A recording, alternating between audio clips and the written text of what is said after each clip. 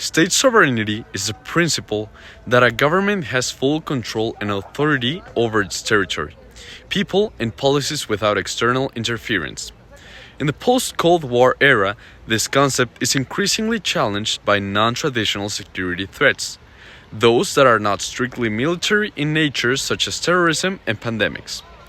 These threats expose the limits of state control and raise questions about who holds power, what gives authority legitimacy, and how global interdependence shapes national responses. Now, responding to the question of how such threats are reshaping state sovereignty and the international security landscape, this essay or video will explore how sovereignty is both undermined and in some cases reinforced through responses to terrorism. This will be using Hamas and the Taliban as examples for the study cases. Now, for the main claim.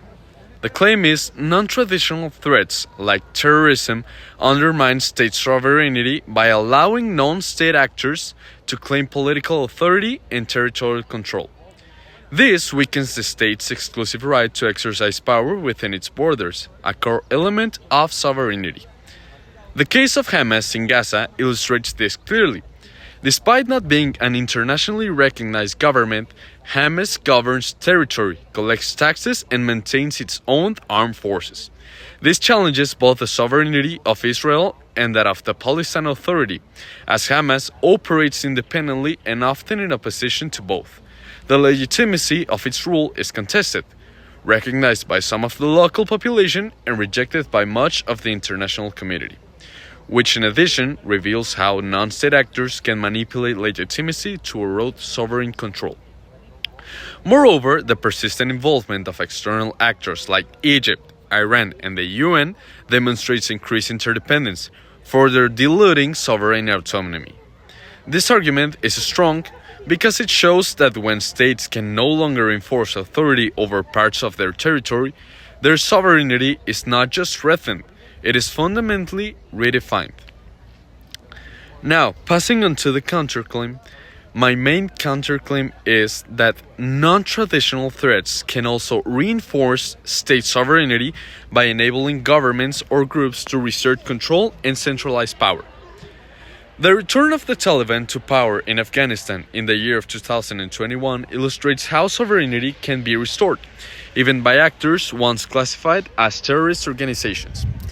Despite lacking full international recognition, the Taliban now exercises sovereign control over borders, laws, and all of the institutions. Its rise to power marked the withdrawal of foreign influence, reflecting a reclaiming of territorial autonomy and self-governance. This case shows that sovereignty is not solely dependent on international legitimacy, but also on international power and the ability to enforce authority within a territory. The Taliban's rejection of interdependence, such as a foreign aid with political conditions, further emphasizes its attempt to reassert a traditional Westphalian model of sovereignty, that means that comes from the West. This argument is convincing enough because it demonstrates that even after years of internal conflict and external occupation, sovereignty can be reconstructed through the consolidation of power, especially when a state, in this case Afghanistan or governing group, manages to function independently once more. Now, passing on to the final part of this essay, the conclusion.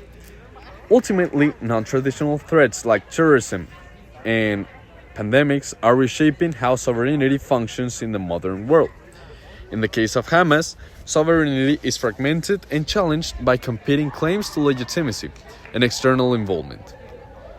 In contrast, the Taliban demonstrates that sovereignty can be reestablished through international control, even without broad international approval. Finally, responding to the question, these cases reveal that sovereignty is no longer a fixed attribute of states, but a dynamic and contested concept constantly redefined by shifting power structures, legitimacy claims, and global interdependence. This would be all. Thank you.